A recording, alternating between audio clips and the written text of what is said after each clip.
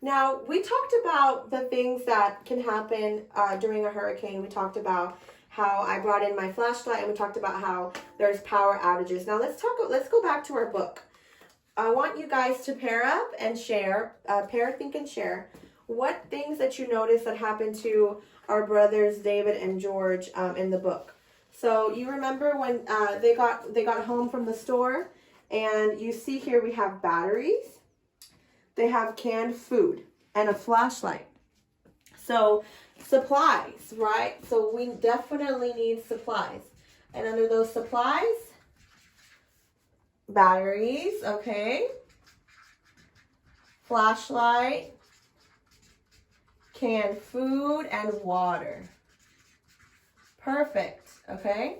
So, so I want you guys to go ahead and pair and share what other items you think David and George could have bought, or what you think we would get for the hurricane. All right, I'll give you a minute or two. Okay, now what did we see happen in the story to David and George? So we saw lots of winds, right? The trees are moving, they're blasting, you see leaves and branches everywhere. So there's definitely a lot of movement going, and you can definitely tell the skies are dark. So they're getting ready for it. Now, do you remember when you see here that the lights went out and they had to turn on the fireplace? So what comes in handy when the lights turn out?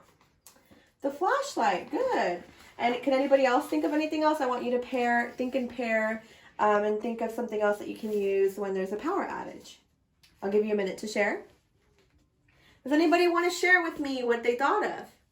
Candles. Okay. Let's say we can use candles. Okay. I don't think I spelled candles right. Candles. Perfect. Okay. They did use candles. They used the little lampshade, right? Like in the 1950s. Yeah, good job pointing that out, guys.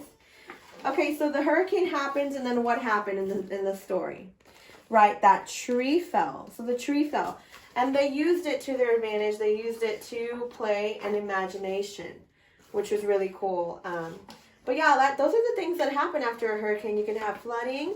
You can have houses can get, torn up. And that is why when we get into our social studies activity, we will talk about ways that we can help our community. See, you remember that the neighbor started chopping down the tree for them because it was in their yard. So what are some things that we can do in our community to help out after a hurricane? And we'll get to that in our social studies activity, but really good job, guys. Go ahead and jot down what you wrote on your KWL chart for your science journal, and we will move on to the next activity.